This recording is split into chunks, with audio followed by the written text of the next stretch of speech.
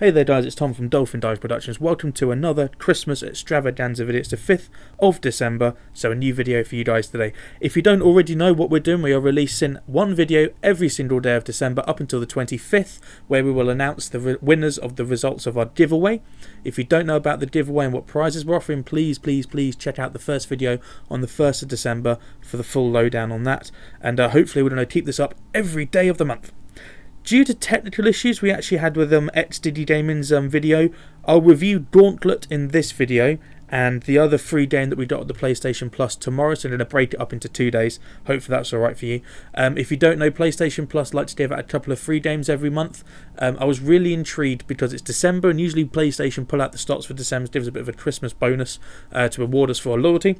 So I was really interested to see, so without further ado, let's just jump in. Gauntlet is what I would describe as a top-down adventure, dungeon crawler, mythical, magical adventure sort of thing. That's how I would describe that game. At the start, you do your generic character and equipment loadout. You've got your mages, you've got your warriors, you've got your archers. I was the elf, which is the archer. It's immediately obvious that this game was designed around 4-player co-op. However, as it was just little old me, I was hoping it would be balanced enough for single player, whereas you know how games like to throw in more enemies if you're co-op and throwing more challenges. I was hoping it would be evenly balanced since it's just me, because unlike most people, not everyone has three friends they can call upon to play games with. The story, it seems, is a little bit weird. It's like your character, mine was the elf, equipped with bow and arrows, arrives randomly into this tomb thing apparently for no reason, and then a powerful mage challenges you to a quest no one has completed, seemingly for his own amusement, and promises fame and fortune if you manage to complete it.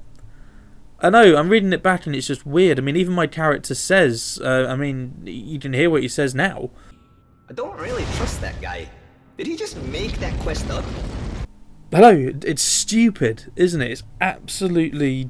It's weird, you know. It's like, yes, he probably has just made this up because he was bored and he saw you coming. But I can forgive a lack of storyline, a lackluster storyline if promised gold and fame and fortune. And after listening to some sort of mindless banter, I was kind of thrust straight back into my character select screen. That was the first mission. It wasn't a tutorial, it wasn't to let you know the backstory or the history like a lot of games do before the next loading screen. I selected my character. I selected his loadout, I jumped into the game, I had a little bit of weird banter with this powerful mage thing, and then it thrust me straight back into the character select screen after collecting some gold. That was the first mission. Can you imagine getting 4 players into it and then having that? It's just strange. Never mind. Next level, my journey began. Thrown into a tomb filled with crypt, zombie-like creatures, and I cut them down where they stood.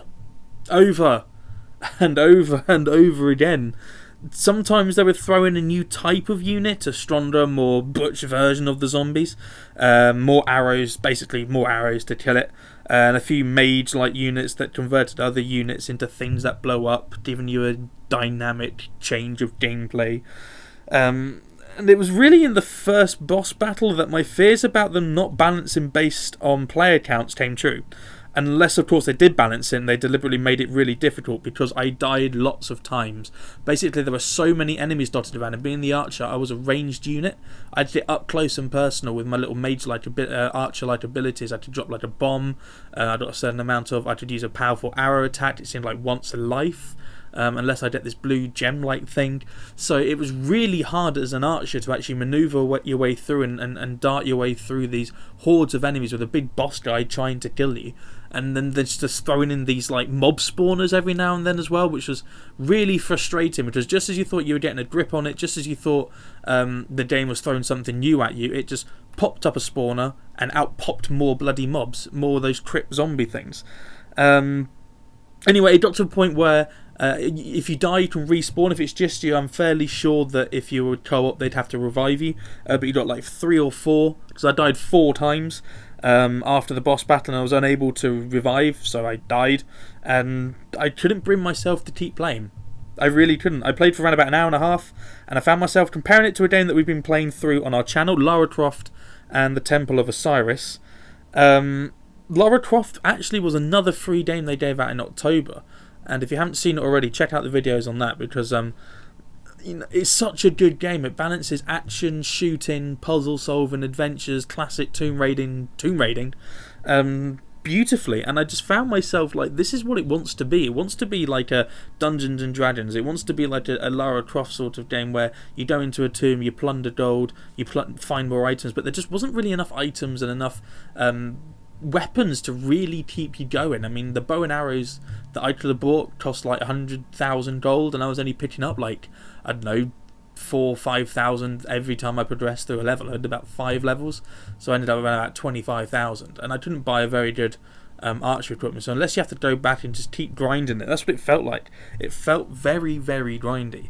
All in all, I think Gauntlet would be a good casual game if you're playing with 4 friends together, but for a December game, I'm feeling a little bit hard done by, as Gauntlet just doesn't offer enough in styles of gameplay. There aren't that many weapons to unlock, like I said before, and like, main thing is it does feel grindy. Plus, I had no idea what accent my elf has, and it was bloody annoying. I don't know if it was Irish, don't know if it was a Geordie, don't know if he was Scottish, I don't know if he was South African. It was just so weird. So ratings wise, I'd say 4 reams of Poundland tinsel.